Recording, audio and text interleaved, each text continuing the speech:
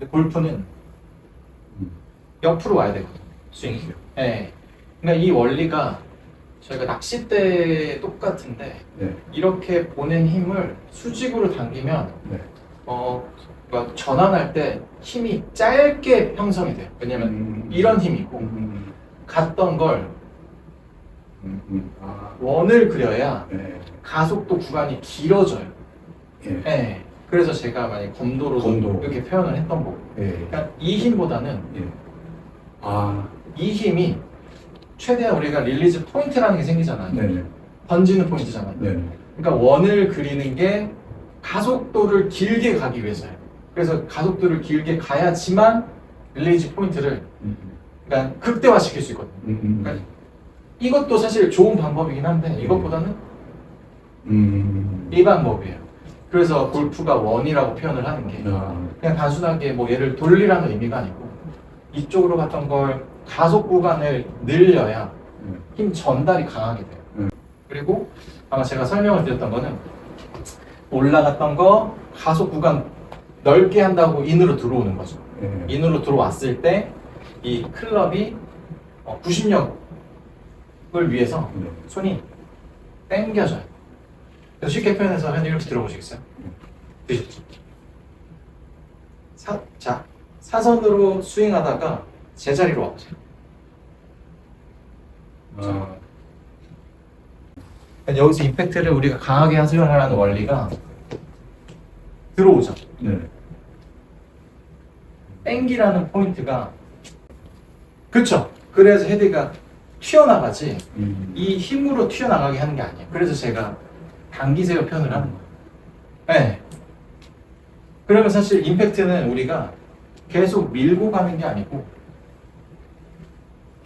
끝내야 돼요. 근데 끝내는데 몸이 도니까 이렇게 넘어가는 거예요.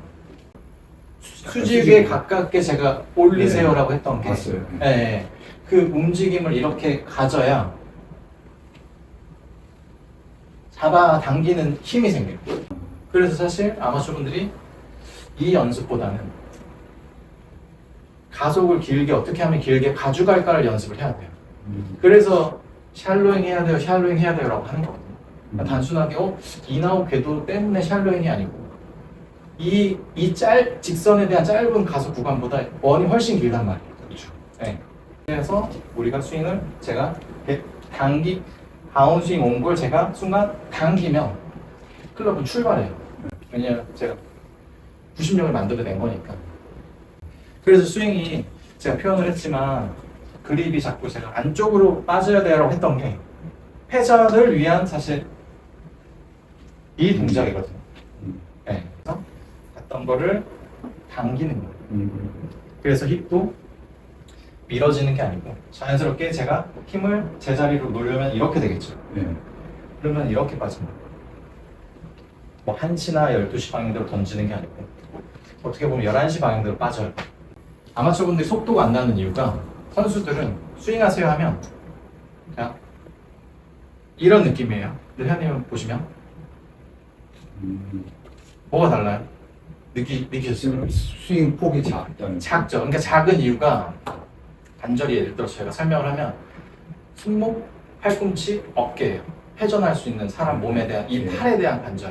뭐 물론 다 여러 개 있겠지만 실질적으로 완전 초보자들은 손목만 쓸 거고 조금 공 치시는 분들은 팔꿈치까지 써요.